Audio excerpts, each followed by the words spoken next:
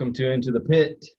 We're going to talk a little bit about ghost hunters today with the one and only Mustafa Gatollari. What's up? What's up? How are you doing, my friend?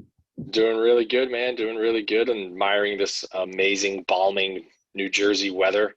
That's sarcastic if you couldn't tell. It's disgusting out, but it's fine. Hey, if you got rain, send it this way because we need it bad.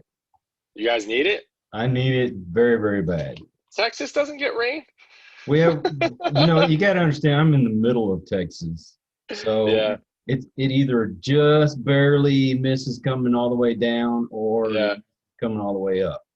We were in Pampa. We desperately needed that, but it was hot as hell over there, man. I felt bad for our production coordinator, our Russ, man. Poor guy. He was a trooper about it, though. Huge dude, and he was just sweating before we even got out of the cars. I was like, oh, no. Oh, no. Okay, the burning question is, hmm is the rumors true? Is there no more ghost hunters? I that's the thing is I don't know how that the idea that there's no more ghost hunters got started. I mean, we haven't been renewed by A&E. I think I saw what Brandon said on the Midnight FM podcast and our radio show when he was talking. I saw some clips of what he said, heard it. I saw like stories online, and I was like, oh, all right. We all knew that A&E didn't renew the show back on, I would say, I think June 2nd is when we had a call from the production company, Pilgrim Media.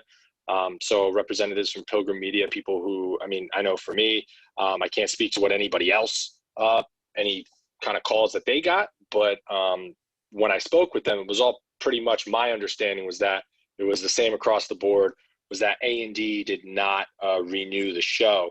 Now, I think a lot of that had to do with, as I stated in my Instagram video, a lot of that had to do with the fact that COVID happened. You know, we literally wrapped up like I think a month before the lockdown started happening, or like people were like talking about a lockdown. So that was we were fortunate to get season 2. We wrapped up in Alaska and we got back home and everybody was safe and sound. So that was good. It was kind of hairy getting out of Alaska. We almost didn't make it. A boat almost freaking sank. But yeah, we we made it back. Everything was cool. And then we heard about that, and then we were kind of like left on the okay, when we're gonna find out about the pickup. So we're like kind of worrying, like waiting, and like the ratings weren't too bad. The ratings are actually pretty good from all accounts, from what I was seeing. And then Brandon was he has a lot of experience in that. He worked in news media, I think something like 7 years, like a crazy amount. So he understands ratings and all that stuff really well. And then I went and I looked up the reports and I saw like, oh yeah, wow, cool. Compared to other paranormal shows, like we're there and we did way better pretty much every single time. So comparing numbers, we were really good. So I'm like, okay, well, this should be fine. And then as like weeks went on, we're not hearing anything. And it's kind of like, it kind of like gave me like PTSD, like flashbacks of like when like I'd have girls who would ghost me and stuff. It's like, oh no, like they're not talking to me and they're saying everything's fine. Or like, I see their posts on Facebook and they're clearly doing stuff, but like what's, and then I find out they're greenlighting other shows. I understand why they wouldn't do like a season 3 renew right away, because our show is one, really expensive to produce. Even if you just look at the production values of like our shows compared to other similar shows in the genre, and you could dispute me on this if you think I'm, talking smack, but like, or just saying something that's like not true. But like, I think like the production quality is high for A&D. They kind of have a very high standard. And, we have a big crew. It was like 26 people, I think, including the team. So there's like a lot of us, and it costs money to produce. I mean, just to put into perspective, and I don't know if this figure is accurate, but talking to a member of our crew, one time we went to a location in Shippensburg, Pennsylvania, ended up being not what it was supposed to be. So then we ended up going to Madison Seminary instead. And Madison Seminary was very like boom, boom, boom. We just did it. But that one in Shippensburg, Pennsylvania, like we went there, we had to pack up and leave, and that cost us about, I think just leaving cost us like $70K, like almost $70,000 or something like that. So like that's just to pivot and just to like move everybody to like new hotel. And we didn't even fly, we drove. So you can only imagine how much it costs to coordinate flights and lodging and accommodations and everything for everybody. And then we had one case in Alabama that we did that just like wasn't up to snuff for our standards, so we just didn't air it. So there's like money that's lost, and this is big money. So I think the combination of it being expensive to produce, not knowing how we're going to shoot the show because we have a certain production style and a certain production method and a process of doing it, and the very nature of the show is we travel to a bunch of places. It's just not something that I think that Andy was going to, commit to right then and there. So then we didn't get the renewal for it. And then I started seeing stuff like online. It's like, the whole live PD backlash. And again, I can't comment to that. And I know A&E is getting flack for that. Personally, I just talked with somebody from A&E and had an email from her 30 minutes ago. We're going to be on an Alien Con panel. I think all the members of the team, I think with the exception of, I don't know if Grant and Kristen are going to be on there because I know I didn't see them on the email. I saw Kristen on the email. I didn't see Grant on the email, but everybody was on the email from the team. And then I'm pretty sure Brian, Rochelle, Daryl, Brandon, and myself are going to be panelists on the Alien Con virtual thing. So, yeah, I mean, that's they're still in contact with us. And I did an interview for an Australian magazine about a month ago because I think season 2's going over there or is airing there, started airing there. So the relationship with A&E personally and professionally that I've had has been nothing but great. They're awesome, but they just haven't talked about renewing the show at all. And from my conversation, and again, this is my personal opinion, from my conversation that I had with production at Pilgrim was that, it didn't seem like A&E was gonna pick it back up. So then we got that phone call, I think around June 2nd. And then I think there was like an idea like it was going to be shopped around to like other networks and stuff, but we didn't hear anything. And then I, saw that stuff that Brandon said, and I said, okay. And I had like inbox was like hundreds of messages from people asking me. And I said, let me do a video. And then, but from my understanding, I think like, Grant, Brandon, and myself were all pretty much saying the same thing. A&E didn't do the renew. I'm not saying that there's no chance of the show ever coming back. I'm not saying that there's no chance that, the team I thought worked well together. And I thought that we had some really, really great evidence and some great cases. And I don't think there's anybody on the team who wouldn't be willing to come back and do it again. But that being said, our contracts have expired and we're not, as far as I know, mine has. So I'm not, committed to the show in that regard. So we'd have to kind of start all that up over again if there is going to be a renewal. They just didn't tell you. You're the only one who didn't get renewed. Yeah, right. Yeah, they just I'm the only one. Everybody else has it, and they're like, "What the hell is Mustafa talking about?" They don't want this big nosed Muslim on the team anymore. They're like, "Get this guy out of here. He's annoying." They cackle. I don't blame them. I can't stand myself either. So it's just going. I'm going. All right, that's cool. That's fine. So I guess basically is nobody knows anything at this point. It can go either way. Yeah, I guess. You know what I mean? I just like to operate from a place of it's not there, it's not happening. If it's not there, it's not happening. So like I mean, I got a call for to audition for this like project from Disney, and you and I talked about it. I can't really say much, but like it's an on-screen thing and it's like a big thing, and they're like, yeah, we like you, da da da. But I was like, until I get that contract, and until I said, not even that, like until I get, like I didn't even think, like it wasn't even until like I think like a fourth case that we did where I was like, okay, cool, like I'm on Ghost Hunters. Like I don't really trust anything like ever. So like we'll see what happens. But again, that's me personally. Other people might know different. You're gonna be Ghost Rider or Adam Warlock? Is that what it is? Adam Warlock, that'd be kind of cool. Adam Warlock would be cool. That'd be dope. I don't know.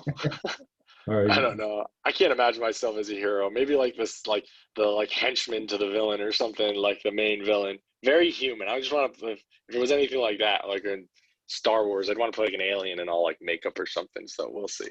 Y'all are gonna redo the Apple Dumpling Gang. You remember that movie? Oh, I love those movies, man. The apple dumpling gang.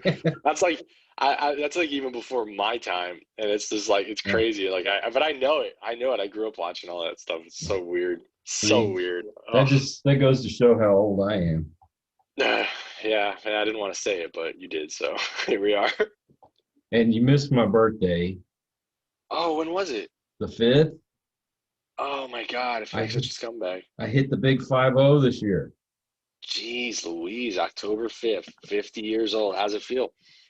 Like I'm ready to see 51 and get out of 2020.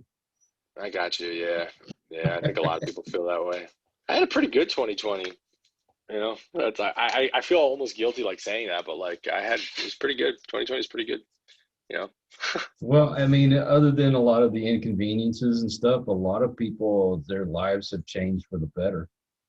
Yeah, So, mine has for sure. You know, it would be nice to know what the future of the show is, but I'm other than that, like I'm good. Like things are really good, really good.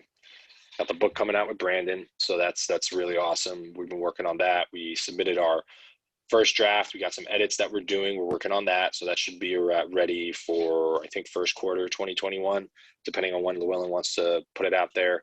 So yeah, yeah. yeah, I was going to ask you how that was going because I know y'all talked about doing a project together. Yeah, we got that. There's some documentaries that we've been shopping around too, and then so we can't really, again, still preliminary stages, but yeah, they are pretty cool. Some true crime stuff.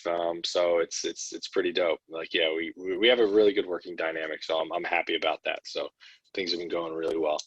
And y'all still been keeping up with doing events and stuff as well?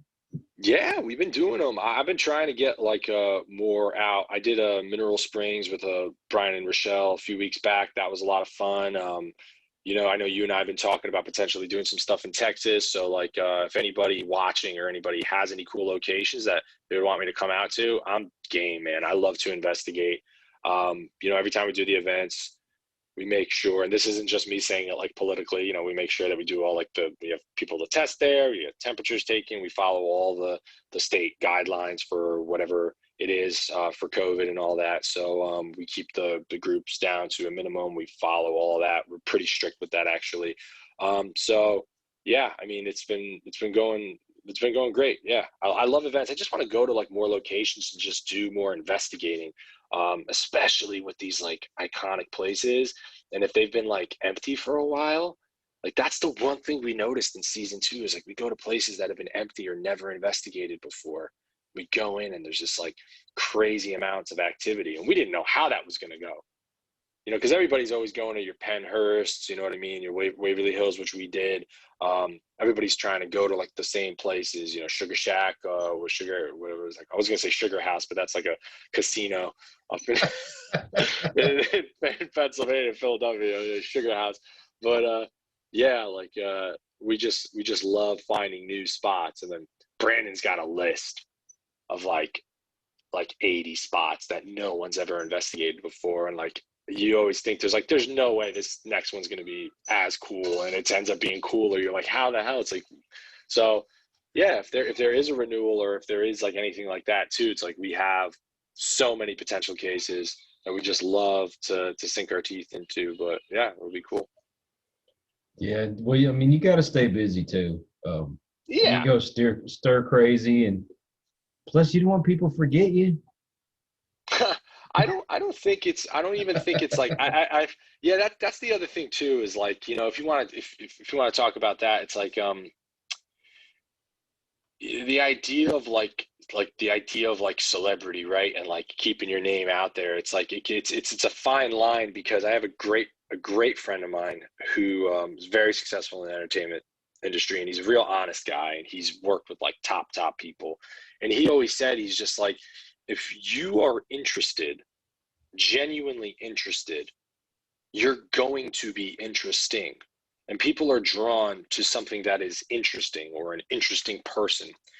And if you can genuinely find an interest in something, whatever it is, sorry, my phone's shaking, but like if you can genuinely find an interest in anything, then that's where it is, man. That's where it lies, because you can go and like pretend to be something for a long time, and yeah, that might work in the short term, but in the long term, what's going to ultimately end up happening is you're going to be a miserable son of a gun, and people are going to smell it on you.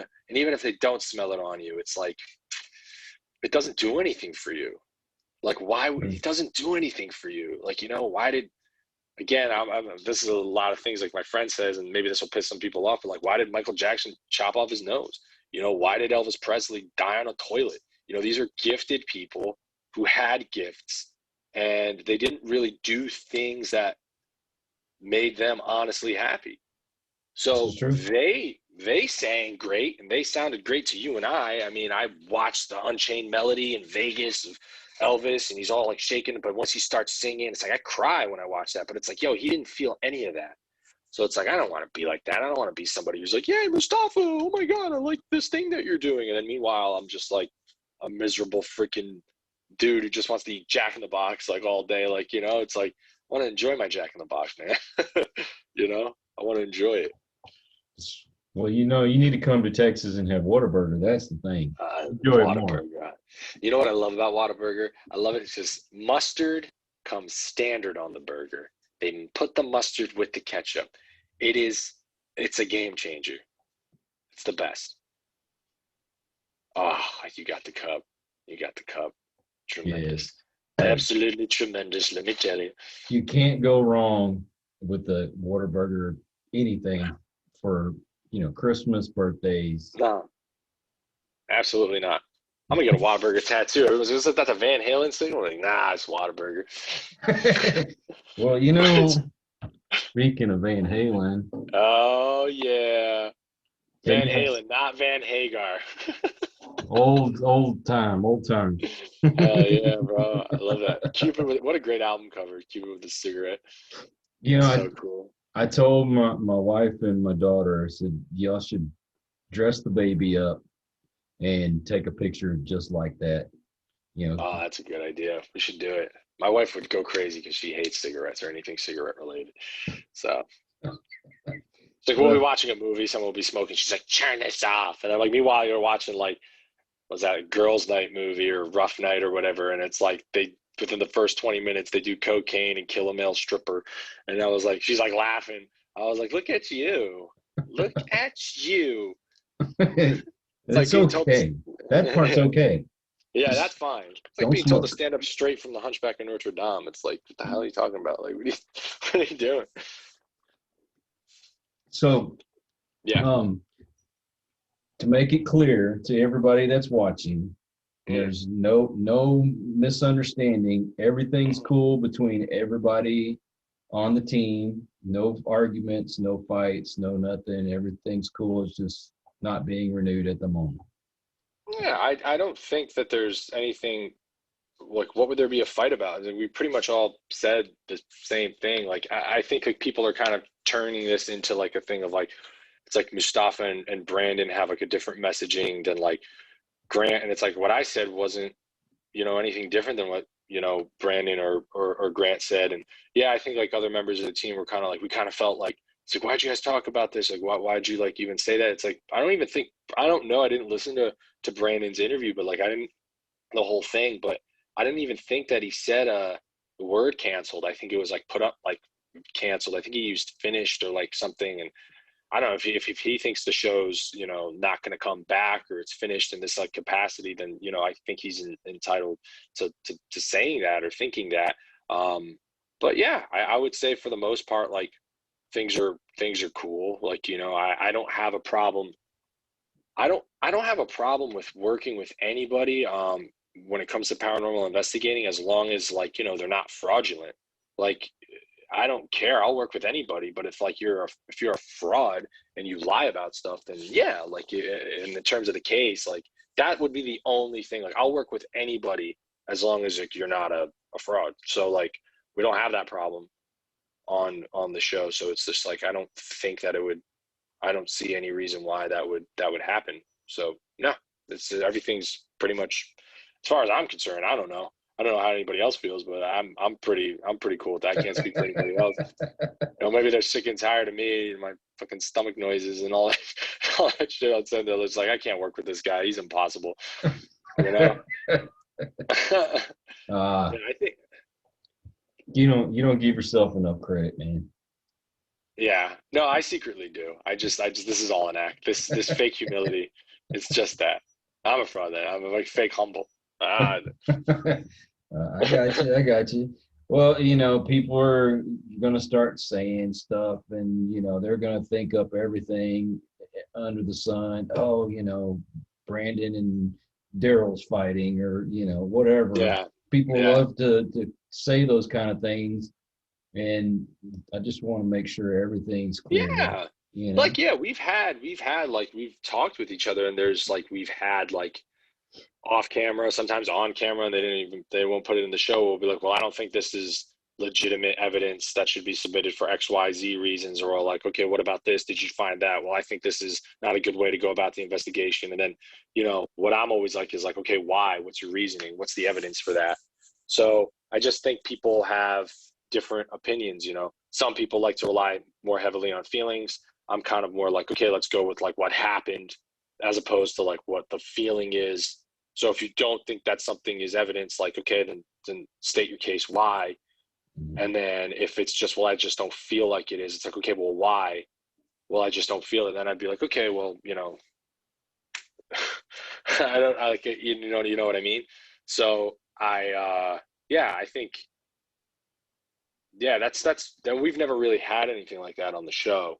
So that's the only way, like in my personal experience, when I would do paranormal investigating, even before I got on like ghost hunters and stuff like that, is like, that's the only thing that would stop me from working with somebody, is if it's just like, okay, they're either deluded in a bad way, because some delusion's helpful, you know what I mean? Like, my life's going great and I'm going to go after everything, and like a world's burning all around you. I think there's a healthy amount of delusion that should happen in the world of COVID, that, we just keep working and you can get focused on like positive things and like doing actual work to get yourself out of it.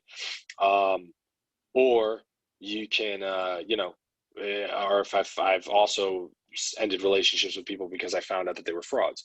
So it's like, if I find out that somebody's coming in and, they're manipulating equipment or something like that, like in prior investigations and stuff, I would just be like, all right, let's, or like photoshopping stuff, which like Grant addressed right away when we had it in Batavia, where somebody like photoshopped something. He uploaded a video. Hey, we found out that this person falsified this photo that made it to the show, and he addressed it right away. So like, there's a lot of good things, and I'm pretty sure everybody on the team is of that caliber. We all kind of have that standard. That was what Pilgrim brought us in for, is integrity. Like, that's what everybody talked about. From my understanding, everybody talked about from before we got selected for this team. So, well, that was a sentiment between everybody that I've interviewed from the show. Everybody has said the same thing. If there was going to be any kind of compromise of, y'all's integrity, that everybody was going to walk off. Yeah. And production never really tried to get us to do that. Like, you'd have some, producers who would work on the show, and, if they had never worked in paranormal before, well, let's try this, or could we go back to this location and do a setup here? And we'd be like, absolutely not. And even our camera guys, like Kendall Welpton, who's amazing, he's incredible. Probably one of the most seasoned paranormal investigators himself out there. But he's usually behind the camera. Brilliant guy. And he was very, very, very much like an advocate for anything like that. Mike Nichols was EP, very, very, very, very much a believer in our process. Sometimes we'd have to do like, they're called wild lines, where we'd have to like redo a line just in case we missed something for clarity that we said in the moment, but they're like, yeah, we want to get it cleaner, so can you say that again? So we would do that. And sometimes wild lines, I'd be like, well, this kind of isn't what I said. And I'd call Mike, and he'd be like, well, I wasn't there. You're the boss, best. And the producer heard him on the phone. I'd be like, okay, I'm not doing it. So everybody's had those moments where they, kind of pushed back a little bit on something. where it seems like it's inconsequential, but it ended up making the show fantastic as a result. So, well, your reputation means everything, and people can tell if you're not genuine or not. yeah, yeah. And if they can't, then, it will come back. And even if it doesn't come back, like, you're the one who has to live with that. Like, you know what I mean? So Right. I like to borrow a phrase from the tagline of one of my favorite movies on the poster of No Country for Old Men. You got Josh Brolin running in the plains, and you got Anton Chigurh, freaking Javier Bardem's face, and on the bottom it says, "There are no clean getaways," or it's like, "There's no such thing as a clean getaway," and the boogeyman will always come back to get you no matter what. So you gotta, one way or another, it's gonna get you. It's not karma, it's yourself. So I think I'm really proud of the work we did on the team and that kind of stuff. So the fact that we maintained our integrity, any kind of miscommunication, any type of thing like that, or if there's a kind of supposed, like, difference of opinion as to the future of the show or something like that, it's like, saying the same thing. A&E didn't renew us, and we'll see if they do. Maybe they might. I don't know. But as of now, I'm not under contract. So if I want to go do Mustafa Gone Wild in the Bahamas. You need a cameraman. No, I'm kidding. And the great thing about you guys is even when you don't agree, you Yeah. can still come together and talk things out. That could be a lesson to a lot of people in this country right now. I agree. No, I won't go into politics to talk about anything like no, that. But I'm not going to do that. I 100% agree with you. I 100% agree. Tremendously agree, let me tell you. So we're good. Exactly. Yeah. We steer away from that, especially on this show. Even when you don't say nothing, you still get in trouble. So yeah. Yeah, exactly. Well, why didn't you say something? It's like, oh God. I don't like to isolate anybody. That's the deal. I have my opinions, but I don't like to isolate anybody that watches this. I don't want to make anybody feel bad because they might not think the same way. Well, that's because you're a good guy, Kyle. You're just a great guy. Don't let that get out. Then people are gonna believe it. So, yeah. Just pin a rose on your nose. But back to what we were talking about earlier. Yeah, sure. We can't give an exact place, exact time, but it looks like January you'll be coming here to Texas. I will be. We're working on getting an event in Texas. For what area are we looking at? Like, can I say the town? We can't. Yeah, let's say the town. Let's just say the town. Mineral Wells. Yeah, we're looking at a place in Mineral Wells. We're gonna see if we can work it out. So if anybody's watching and they want to come and investigate, we'll be putting out information for that. That would be really, really, really, really cool. It's a location that I've heard about a lot, and I just love like one of my favorite investigations ever took place in Texas, Pampa, at the Worley Hospital. So I've been trying to get back to Texas. I mean, we had Alien Con last year. We were in Dallas. That was incredible. The response was huge. We had people waiting. I never thought I'd be giving a panel, and I had it was like a line of the room was packed, and you had like another 200 people outside, like trying to get in. And I was like, holy smokes. Like, are you serious? Like, I'm not even selling like hot dogs or something. Like, I understood if I was like selling like a great taco or something, like people are going to wait online for that. But like, so to hear us talk, like that was pretty cool. Like I thought that was really, really, really, that was like a pinch me moment. So very, very thankful for that. And yeah, we'll see what happens. I mean, future of the show, I know a lot of fans are upset, and I just want to thank all the fans for supporting. And of course, yeah, and even people who like talk smack is like who don't like it or like whatever. It's like, thanks for commenting that you don't like it too, because it's just like, I disagree. I think our show is great, but if you thanks for giving that traffic to it, because if you don't like it, then cool, like that's good. That just gives more clicks on our stuff. So thank you. What they say, there's really no bad publicity. No such thing as bad publicity. So That's thank right. you both, supporters and haters alike. I really, really want to thank you for that. So yeah. You're welcome. Allah. Allah. So where's the Alien Con going to be at this year? It's gonna be all virtual, man. We'll be posting links and stuff on our social media. I mean, I will. I'm pretty sure everybody else will too. So A&D is holding that, and I think Brandon and I were going to talk a little bit about our book that really dissects what the formula of a haunting is. So we have some ghost hunters cases. We got it cleared with Pilgrim, got it cleared with A&E. So we're going to be talking about a bunch of stuff like that. Llewellyn's doing great. Love the book. We have some like pretty great edits that made sense in terms of restructuring it and stuff. So we're working on that. So yeah, we'll be talking primarily about that. And I'm pretty sure there's going to be tons of fans who have questions about when's season 3 going to come, or like what are some other cases we can do, or what's this, what's that, like what's the reason for this, what's the reason for that. And it's like, you know what I mean? Like, what are we? There's not really much we can say. We don't know anything. We've been left on red. Been left on red, which I always take as a bad sign, but I could be wrong. Left in limbo. Yeah, left on red. Seen. It's right there. Seen. Okay. Right. I just told you I love you. Oh. So No. when you do these events, do y'all get to bring those really cool cameras that y'all used on the show? Sometimes we do. I know Brandon's got the EMCCD. That was through a connection that he has. And look, if you want to get an EMCCD camera that's of the same caliber as the one Brandon got, used, they run like anywhere from like the cheapest one I found used was like 7,500.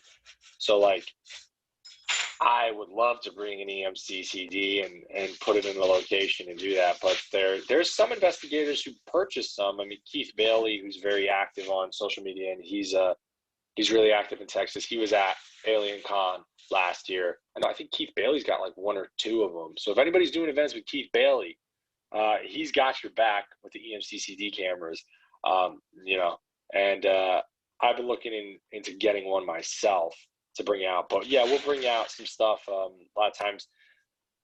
So the thing with a lot of the events is we will review evidence after them, and then we'll have the event organizers who we will review evidence with, and we'll post them up online, because I kind of love going to review audio after. Like, that's like one of my favorite things to do.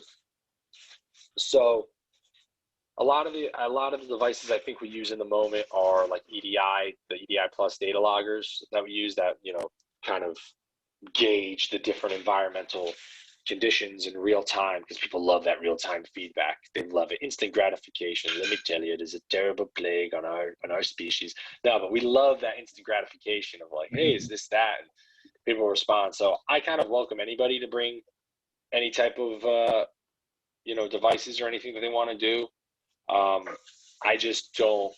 There's certain things I won't use in a professional investigation when there's a client in mind and I'm really trying to get data. Like, I'm not going to use a phone app, while I'm trying to get evidence for a client. I'm not going to use like an Ovilus or like an SLS or anything if I'm trying to show that to a client, because a lot of those devices and a lot of that tech is kind of predicated on the supposition that this technology actually documents paranormal phenomenon, and you can't subject it to any scientific scrutiny. It's predicated on the idea that you already believe.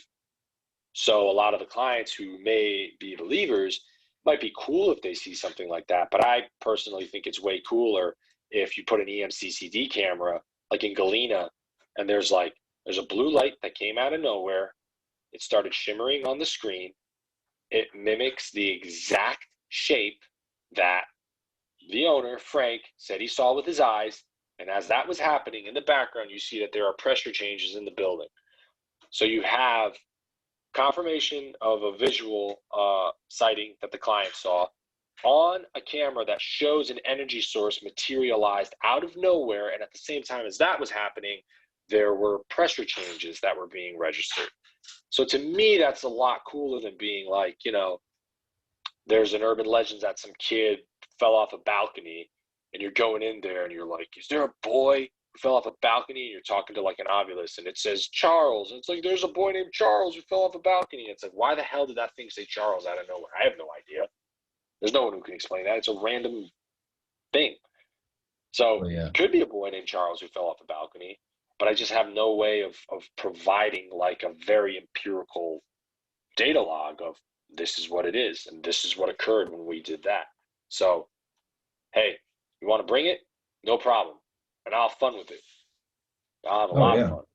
But if I'm going to go bring that to a client,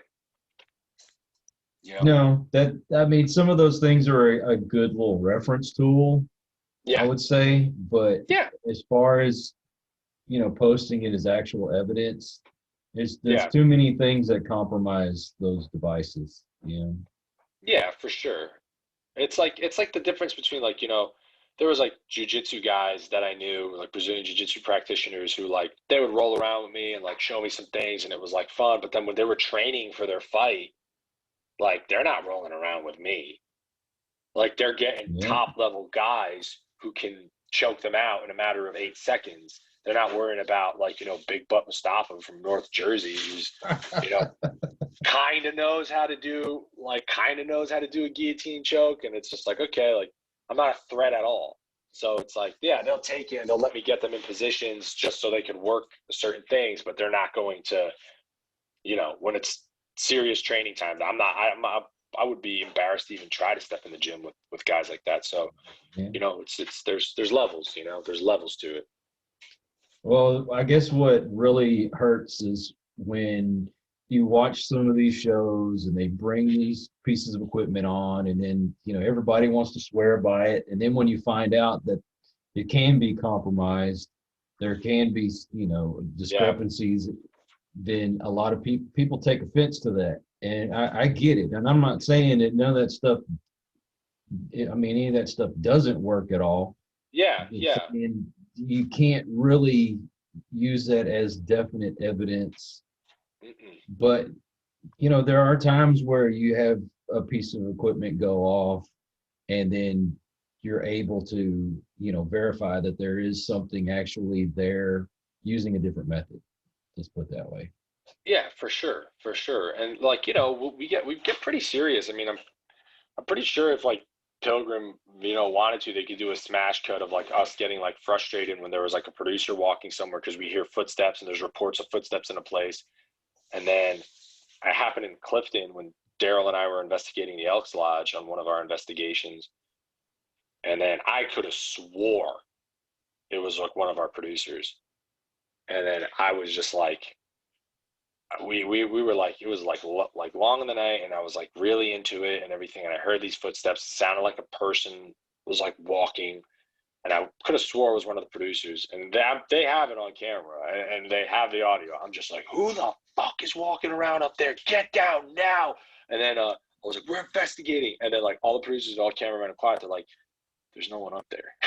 And then Darren and I look at each other, we're like, we run up because it sounded literally, I thought it was one of our producers who was up there. It wasn't.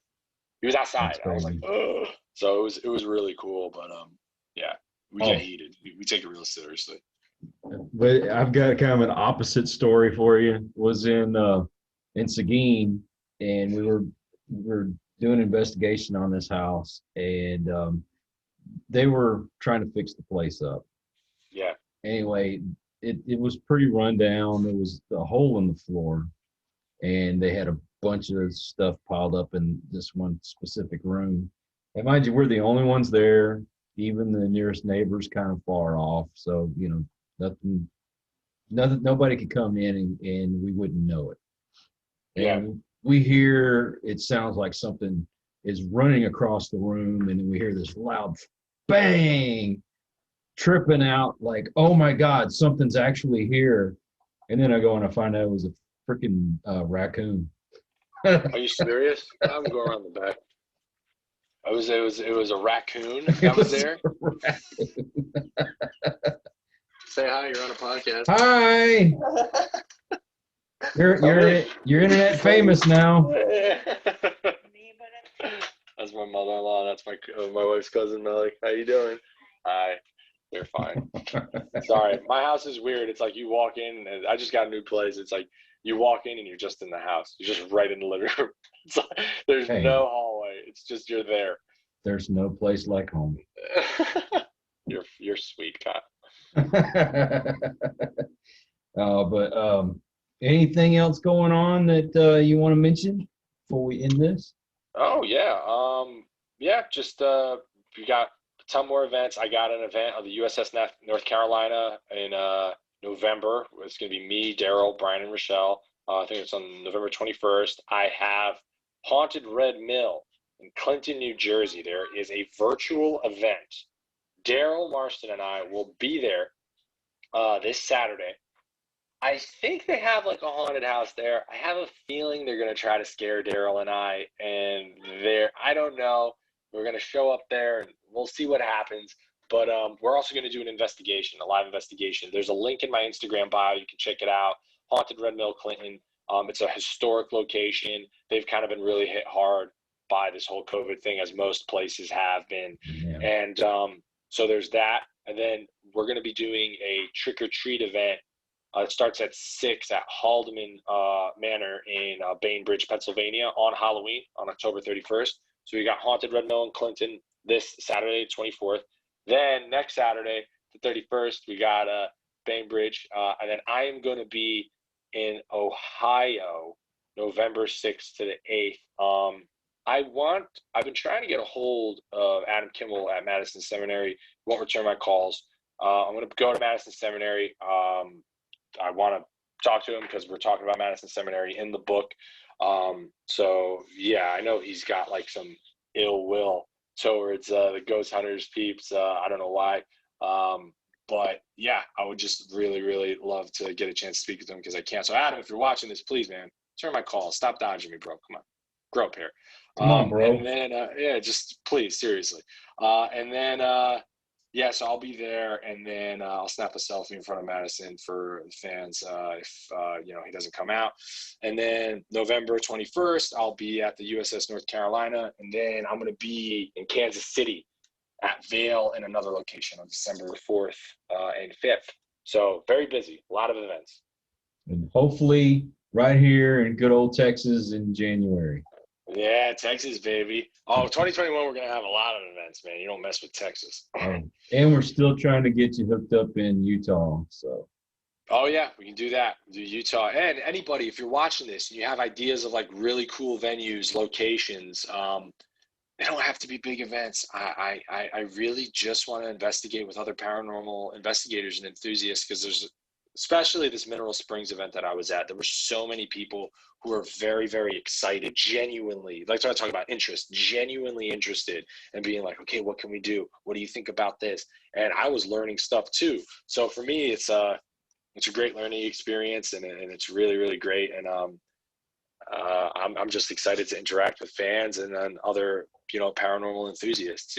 I kind of had a very small group of people that I worked with in Jersey, and most of them were kind of fraudulent. So it's cool to find people who are all about the work. And if you're about the work, I'm about you. And that's it. That's all I care about. Oh, you're so sweet. I am, aren't I? You're such a nice guy. Well, I appreciate you coming on. We've kind of cleared the air a little bit. Yeah. If things change, you find out anything and you can talk about it, let me know and we'll get 100%. on, get you on. Yeah, 100%. I'll like literally right when I know, like I said, my contract's expired. That's when I decided, I had people to talk about it and I just felt bad, because fans kept asking. So I was like, all right, I don't want them to hold out like any false hope, if they're like constantly going to the A&E site and then trying to hope when it comes back on. And since I didn't hear anything and, since Brandon said something, I figured, might as well just go out and, offer my thoughts. And I'm glad, Grant clarified things too. And we're all pretty much saying the same thing. We haven't really heard anything from A&E and we'll see what happens. And if everybody misses it that much, they've got it on demand. So go watch it. Check it out. Yeah, go do it there. I think I watched it on Hulu I think it was Hulu. Yeah, or I'll send you some illegal torrents. I'm not going to do that. I mean, you could, but don't do that. Well, the other night I couldn't sleep, so I figured I'd turn on Ghost Hunters and I know I'd put me to sleep. That's great. I That's got great. you. All right. Well, anyway, thanks everybody for joining us, and I hope this makes things a little bit more clear. Don't give up on our guys. They're either going to come back to A&E or they're going to be somewhere else. Y'all ain't Yeah. going nowhere. Yeah, but yeah, and if you guys ever want to investigate or do events or anything like that, or you have questions and stuff, I might not respond to it right away, but like just let me know. I'm down. I'm always down for an investigation at a cool spot. So let me know. We can do this. Okay, my All place right, next weekend. let's do it. I'll be there. And I'll bring the Pabst. Thanks, everybody. All right, see you guys. Po boy.